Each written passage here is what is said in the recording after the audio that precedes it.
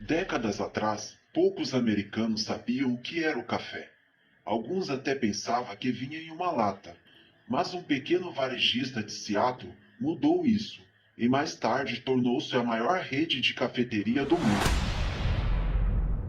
Embora a empresa tenha sido fundada por três amigos, não foram eles que transformou a Starbucks em uma empresa bilionária. Quem fez isso foi um jovem desconhecido e pobre do Brooklyn, recém-formado no ensino médio. Tudo começou em 1962, quando Gordon Booker era estudante da Universidade de São Francisco e viajava pela Europa. Em um café em Roma, ele pediu um cappuccino e ficou impressionado com o sabor diferente, incrível e inesquecível.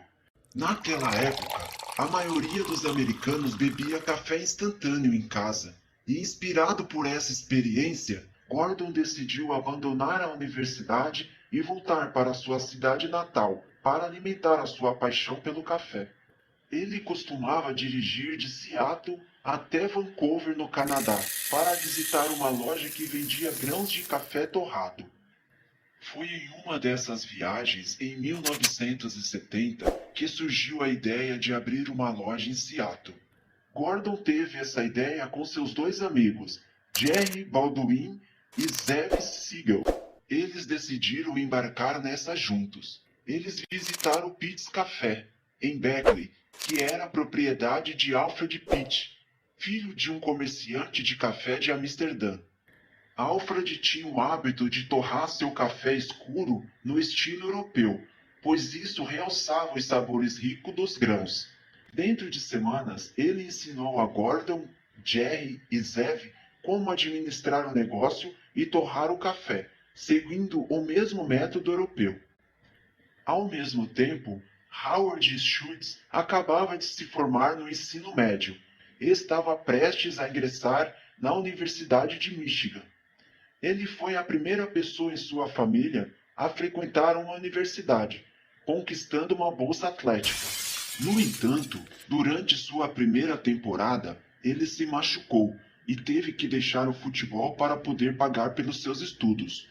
Ele recorreu a empréstimos, trabalhou como bartender e até vendeu seu sangue para cuidar da sua educação. Após concluir a universidade, conseguiu um emprego na Xerox, onde se destacou como vendedor de sucesso.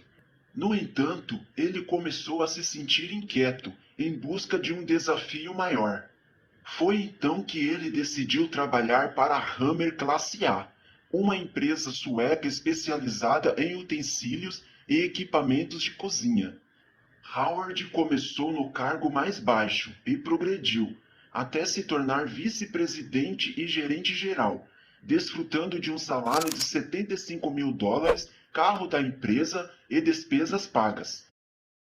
Foi em 1981 que Howard notou um pequeno varejista fazendo pedidos surpreendentemente grandes de bebidas para a viagem da Starbucks. A Starbucks, naquela época, possuía apenas 4 lojas focadas na venda de grãos de café.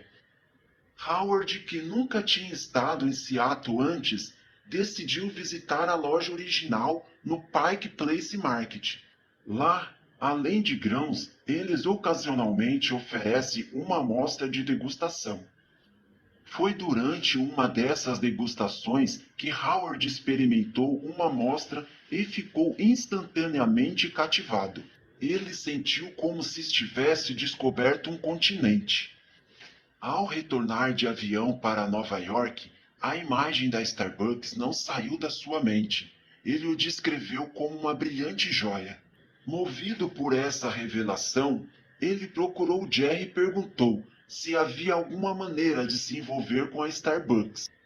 Embora a ideia tenha agradado a Jerry, os outros parceiros estavam apreensivos em trazer um nova-iorquino influente. Howard mal podia acreditar que Jerry estava considerando essa ideia. Após um ano, Jerry e Gordon convidam Howard para ir a São Francisco, conhecer seu parceiro silencioso, Steven Donovan. Howard se sentiu tentado a voltar para Nova York com uma oferta em mãos. mas ficou surpreso ao descobrir que o parceiro de Jerry não queria contratá-lo, considerando-o arriscado demais. No entanto, Howard se recusou a aceitar o não como resposta. Ele ligou para Jerry e expressou que um terrível erro estava sendo cometido e que o destino da Starbucks estava em jogo.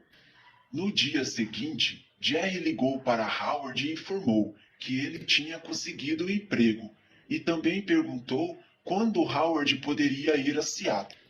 Howard refletiu em suas memórias que nenhuma grande conquista acontece por sorte. Em 1983, após um ano de trabalho na Starbucks, Howard foi enviado para Milão para participar de um evento internacional de utilidades domésticas. Durante uma visita, ele ficou fascinado ao observar várias barras de café expresso e foi cativado pelo ritual e romance que a cercavam. Foi nesse momento que Howard percebeu a importância e o potencial do café expresso. A Starbucks tinha uma crença de vender grãos de café de alta qualidade, mas eles não se concentravam em servir café pronto para beber. Em suas memórias, Howard descreveu que a empresa tratou o café como um produto a ser embalado e enviado para casa junto com os mantimentos, perdendo assim a essência e o significado que o café carrega ao longo dos séculos. No entanto, um dia enquanto estava em Verona, Howard decidiu imitar alguém e pediu um café com leite. Ele experimentou uma combinação perfeita entre leite fervido e café, algo que nunca havia mencionado antes nos Estados Unidos. Essa descoberta o levou a acreditar que precisava trazer essa experiência de volta consigo mesmo. Ao compartilhar sua revelação com seus superiores em Seattle, Howard foi visto como um diretor de marketing extremamente entusiasmado. No entanto, eles argumentaram que a Starbucks era uma empresa varejista e não um restaurante ou bar. Howard mais tarde descobriu que essa era a razão pela qual sua ideia não encontrou apelo naquele momento. Mas Jerry estava considerando essa oportunidade. Isso deixava Howard ainda mais animado com a ideia. Em 1984, a Starbucks adquiriu a Peet's, o que deixou a empresa profundamente endividada e sem recursos para experimentar novas ideias. Howard levou quase um ano para convencer o júri a testar a ideia de servir café expresso. Inicialmente, eles não consideraram isso uma prioridade urgente, mas considerou implementá-lo nas aberturas das 6 lojas da Starbucks no centro de Seattle. Embora o negócio estivesse crescendo, Jerry sentiu que o sucesso daquela loja não era sustentável e expressou preocupação com a dívida acumulada. Isso deixou Howard deprimido por meses, pois ele se viu dividido entre a lealdade à Starbucks e a visão de criar cafeterias de estilo italiano. Foi durante um jogo de basquete em um clube esportivo no centro da cidade que Howard conheceu Scott Greenberg, um advogado. Ao longo do tempo, eles compartilharam frustrações, e Scott mencionou que os investidores poderiam se interessar pela ideia de Howard. Naquele momento, Howard refletiu consigo mesmo. Este é o meu momento. Se eu não aproveitar essa oportunidade, se eu não sair da minha zona de conforto e arriscar tudo, deixar o tempo passar, perderei essa chance. Em 1985, ele finalmente tomou a decisão de deixar a Starbucks e embarcar em sua própria jornada empresarial. Ele batizou sua nova empresa como Il Giornale, em homenagem ao Jornal Diário de Milão. Enquanto planejava abordar investidores para arrecadar fundos para sua empresa, Howard foi acomodado por Jerry. Jerry o chamou para o seu escritório e ofereceu um investimento de $150 mil em dinheiro da Starbucks. Esse apoio inicial de Jerry Gordon deu a Howard um ótimo começo. Ele acreditava que poderia atrair todo o dinheiro necessário dentro de 6 meses. Howard e Gordon embarcaram em uma viagem até a Itália para pesquisar sobre cafés e conhecer Fame, uma renomada produtora de café expresso. Em sua busca por investimento, Howard esperava retornar a Seattle com $1 milhão após sua visita a Milão. Infelizmente, ao apresentar sua proposta ao fundo de investimento, eles recusaram. Insistiram que os americanos nunca apreciariam o café expresso como os italianos. Em janeiro de 1986, Howard começou a levantar o capital inicial e iniciar a construção de sua nova loja. Ele passava cada minuto do seu dia em busca de dinheiro, pulando de uma reunião para outra. Durante sua apresentação aos investidores, ele teve uma visão de reinventar uma commodity. Ele citou a Nike como a única outra empresa que havia feito algo emocional.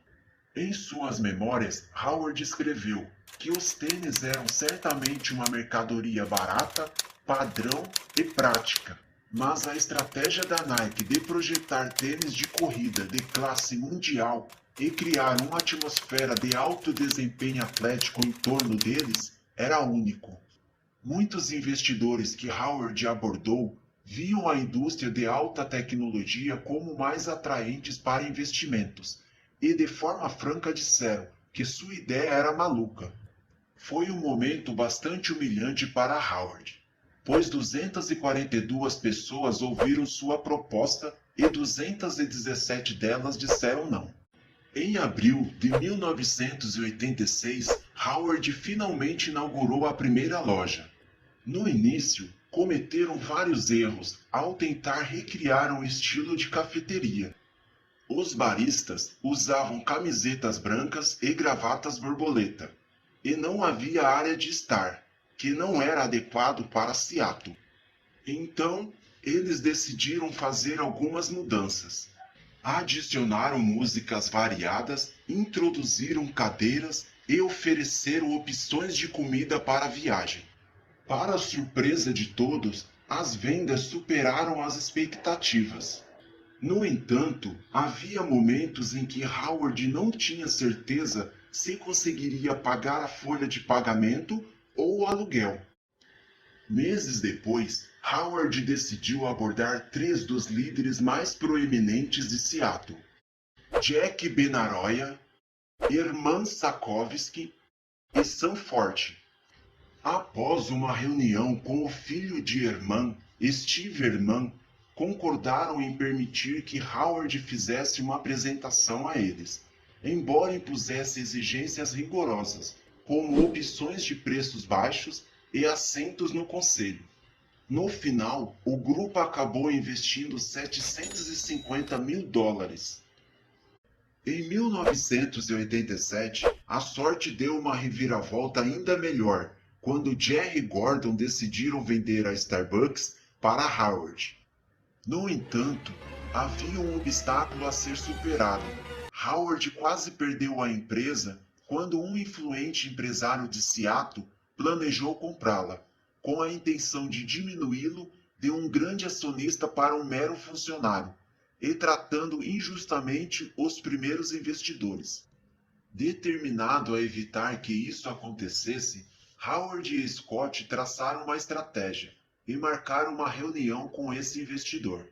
A presença do sócio sênior da Microsoft, Bill Gates, ao lado de Howard, deixou claro que eles estavam dispostos a lutar por essa visão. O investidor disse a Howard que se ele não aceitasse o acordo proposto, ele perderia a oportunidade de trabalhar novamente em Seattle e enfrentaria dificuldades financeiras. Após a reunião, Howard experimentou um misto de emoções e preocupações em relação ao resultado, porém logo se recompôs. 2 dias depois, ele se encontrou com outros investidores e apresentou uma proposta inovadora. Todos teriam a oportunidade de investir na Starbucks. Eles aceitaram que o plano proposto seria justo para eles e admiraram a integridade de Howard ao recusar-se a concordar com um plano que beneficiaria os investidores maiores em prejuízo dos investidores menores. Em questão de semanas, Howard conseguiu levantar os 3,8 milhões de dólares necessários. Em 18 de agosto de 1987, nasceu a moderna Starbucks. Se você chegou até aqui, deixe seu comentário do que achou do vídeo e o que gostaria de assistir.